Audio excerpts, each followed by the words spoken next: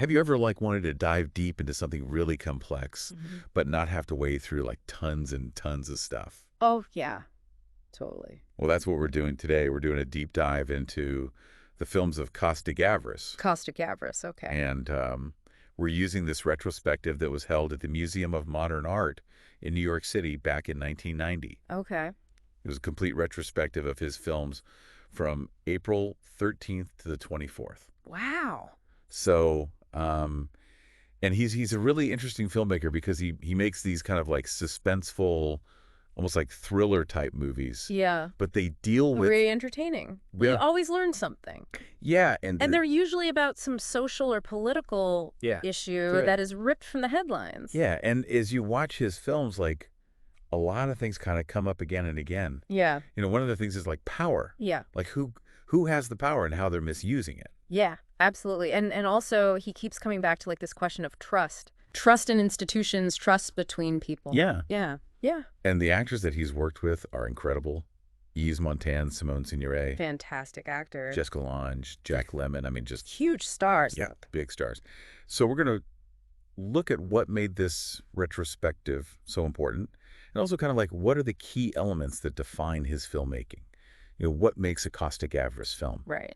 So let's start by looking at where he came from. He was born Constantine Gavras in Greece in 1933. And later on shortened his name to Costa-Gavras. Yeah, he abbreviated it and hyphenated it. Yeah, I think he said it was to sound a bit more mysterious, Oh, really? but also to make it easier for people to say. Right. But his story is fascinating because his father was actually a Soviet immigrant Okay. and a resistance fighter during World War II. Oh, wow. So he was fighting against the Nazi occupation. Yeah. But because he had come from the Soviet Union, the family was later suspected of having communist sympathies. So this actually impacted Costa-Gavras' life significantly because he wasn't able to go to university in Greece. It's amazing how something like that Yeah. can impact someone's life. Yeah, it's a reminder of how political climates can really shape people's trajectories. Yeah. And he wasn't even allowed to get a driver's license. Wow. And his application to emigrate to the U.S. was denied. Really? So he was kind of stuck in Yeah. Greece with limited options. So what did he end up doing? So he actually made a pretty pivotal decision. Yeah. He moved to France Okay. in 1951, and there he could actually, pursue his education. Right. So he studied literature at the Sorbonne, a very prestigious university. Okay.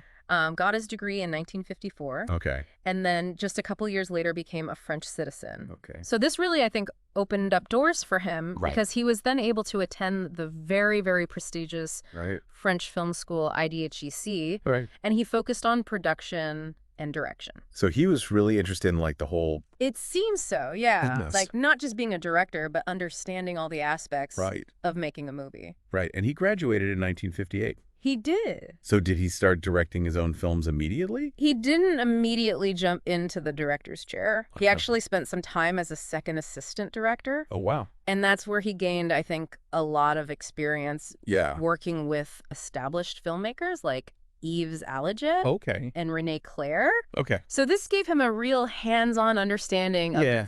the nuts and bolts of filmmaking, Yeah. how to actually get a film made. Right. And it wasn't until 1965 that he directed his first feature film. Okay. And during that time, he got married He did. to Michelle Ray. To producer Michelle Ray, yeah. Yeah, in 1967. Which is, a significant event in his personal life, but Yeah. also in his professional life. Yeah. Because she was a producer, so they were able to collaborate Right. on projects. And then even later, he served as the president of the Cinémathèque Française Wow, that's a big deal. from 1982 to 1987. Yeah. So clearly a very influential figure in French cinema. Right. So let's talk about some of the films that were part of this retrospective. Okay. It started off with Z from 1969. Yeah. And they pointed out that this was one of his most well-known films. It's considered one of his masterpieces. Yeah. A really powerful film about political intrigue and the abuse of power. So tell me a little bit about that film. What's it about? Well, it's a fictionalized account of the assassination of a prominent politician. Okay. But it's really about so much more than that. Yeah. It's about how easily power can be misused, Right. how systems can be manipulated to silence dissent, Yeah. and how the truth can be really difficult to uncover. It really makes you think about how these kinds of things happen. Absolutely. It's a cautionary tale Yeah. about the dangers of unchecked power. Right. And then His first film was The Sleeping Car Murders from 1965, which sounds like kind of a classic. It's a bit more of a traditional thriller. Yeah. You know, a whodunit set on a train. Okay. But even in that film, you can see his interest in exploring themes of deception Right. and suspense. Okay, so how does that relate to Z? I mean, how did he go from this, like, thriller to this, like, political... Well, I think it shows a progression. Yeah. You know, he started with a more traditional genre piece, Right. but he was already interested in these ideas of mystery and intrigue. Hmm. And then as he developed as a filmmaker, he was able to tackle those themes in a more overtly political way. And then there's One Man Too Many from 1967. Also known as shock troops.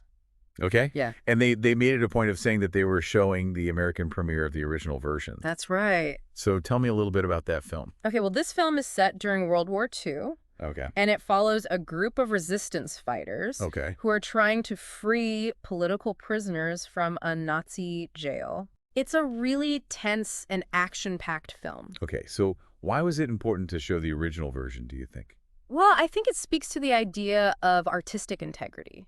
Yeah. You know, sometimes films are edited or changed for different audiences or for different reasons. Right. But showing the original version allows viewers to see the film as the director intended it. As it was meant to be seen. Yeah. Then we have The Confession from 1970. Starring Yves Montand and Simone Signoret. Right. What a pairing. Yeah, it doesn't really give us a plot summary, but I know. knowing Costa-Gavras and knowing those actors, Right. it's got to be some kind of political... It's safe to assume that it deals with some kind of political or social issue. Yeah. So what do you think might have been happening in that film, given what we know about Costa-Gavras? Well, knowing his tendency to explore the darker sides of power and the complexities of human relationships under pressure, Right. it's possible that The Confession delves into the world of political persecution. Yeah. Or the psychological toll of ideological conflicts. Right, or maybe even like betrayal. Exactly. Betrayal is definitely a recurring theme in his work. Yeah, so moving into the 1970s, we have State of Siege from 1972. Another powerful film. Right, and this one is about the kidnapping of an American diplomat. In Uruguay in 1970. Wow. Yeah. So ripped from the headlines kind of thing. Very much so. It's a fictionalized account of a real event. Wow. And what do you think he was trying to say with that film? Well, I think he was trying to explore the dynamics of political violence Yeah. and the use of terrorism as a tool. Right. He was also interested in examining the role of the U.S. Okay. in Latin American politics. Right, and how that impacts people. Exactly how these larger political forces have very real consequences. Yeah, for individuals. For individuals. Yeah. Then there's Special Section from 1975. Another thought-provoking film. Okay, what's this one about? This one takes place in occupied Paris during World War II. Oh, wow. And it focuses on the trial of 4 men. Okay. Who are accused of being involved in the killing of a German officer. Wow. It's a really interesting examination of how justice can be manipulated for political ends. And how systems of power can be used to silence dissent. Exactly. So again, kind of like a recurring theme. Very much so. Now, we have something a little different. Yeah. Claire de Femme from 1979. Oh. This one stars Yves Montand again. Right. But this time with Romy Schneider. Yeah, different kind of pairing. Yeah, and just the title kind of suggests that it might be a little bit more personal. Yeah, it seems to be hinting at a more intimate story. Yeah. Perhaps a love story. Yeah. Or a story about grief or loss. So do you think he was still exploring those same themes of power and trust, but maybe on a more like interpersonal level? It's possible that he was using this film to explore those themes Yeah. in a more personal and emotional way. Right. Rather than on a grand political scale. Yeah. It's a reminder that these issues of power and trust are present in all aspects of our lives. Yeah. Right. Not just in the political realm. Yeah. Then he moves to America. Yes. With Missing in 1982. A very powerful film. And this one stars Jack Lemmon and Sissy Spacek. Amazing actor. Yeah. So Missing, you know, the title itself is kind of like... Yeah, it suggests a mystery. A mystery, right? So what's that one about? Well, it's based on a true story. Oh, wow. About an American journalist who disappears in Chile during the 1973 coup. Wow. And his father's desperate search to find him. Wow. So again, it's about political intrigue Right. and the abuse of power. Yeah. But it's also a very personal story about a father's love for his son. Wow, so he was able to kind of like adapt his style to this like American context? He was, and I think it's a testament to his skill as a filmmaker Right. that he could take his themes and his You're approach right. and apply them to different cultures and different settings. So then the retrospective also included Hannah Kay from Yeah. 1983 with Jill Clayburgh, Yes. Family Business from 1986. A crime drama. Yeah, about a family involved in organized crime Okay. and how their business evolves Interesting. into an international syndicate. So maybe a different kind of power. Yeah, exactly. It's about the power of family, Right. the power of tradition, Yeah. and how those things can be both a source of strength Right. and a source of corruption. Betrayed from 1988, starring DeBril Winger and Tom Berenger. Okay. So that kind of sounds like a trust. Definitely sounds like a story about betrayal Right. and deception. And then Music Box from 1989. With Jessica Lange. Yeah. A very talented actress. Yeah, and Music Box kind of makes me think of like Secrets. Yeah, it has that kind of feel to it, like Right. something hidden being revealed. Yeah, so it's interesting that like even in his American films, he's still kind of like dealing with It's clear that those themes of power and trust right. really resonated with him, Yeah. and he found ways to explore them Yeah. in different contexts. So let's talk about the actors for a second. Oh. Yves Montand appeared in 6 out of the 12 films. That's a really remarkable partnership. Yeah.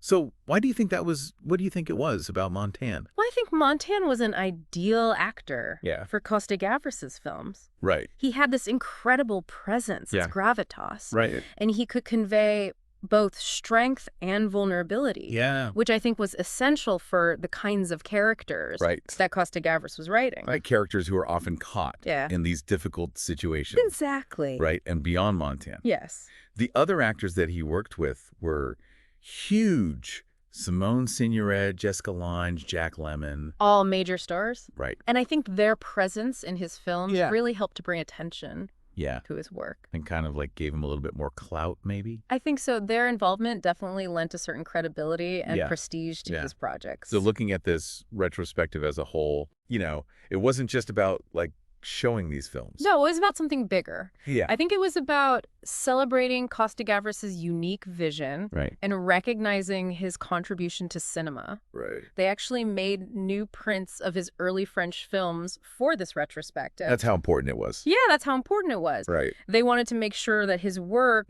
was presented in the best possible way for Right. a new generation of viewers. And the fact that they showed the original version of One Man Too Many, You're right. you know, for the first time in America. Yeah.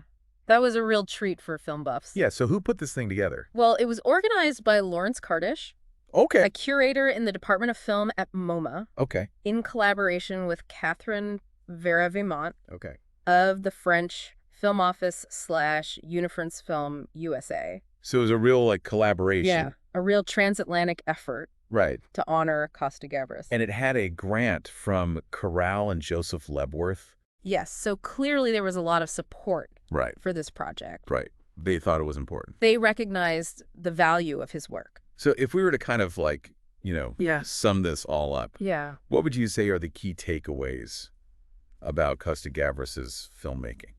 Well, I think the retrospective really solidified his reputation as a master of political thrillers. Right. He was a filmmaker who was deeply engaged with the social and political issues of his time. Right. And he wasn't afraid to tackle difficult subjects. Right. He wanted to make films that would make people think Yeah. and that would challenge their assumptions about the world. And he did that through suspense. Exactly. He used the conventions of the thriller genre Right. to draw audiences in. Yeah. And then once he had their attention, Right. he would hit them with these really powerful ideas. And the MoMA event really showed like the arc of his career, Yeah, you know, from his early genre work right. to his more overtly political films. To his American films. Yeah. It was a really comprehensive look at his entire body of work. So I have one last question for you, Okay. and it's for the listeners too. You know, given everything that we've talked about, Right. you know, the themes of power and trust and how those things are so relevant today. Still relevant. Yeah, unfortunately. Yeah.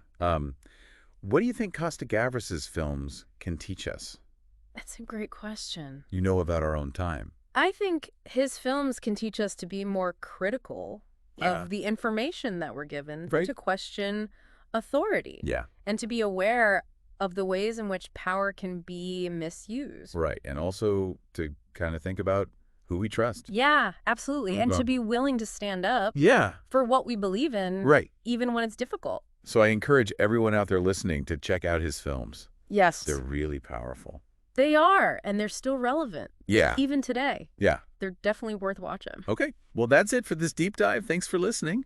Thank you for having me. And we'll see you next time. See you later.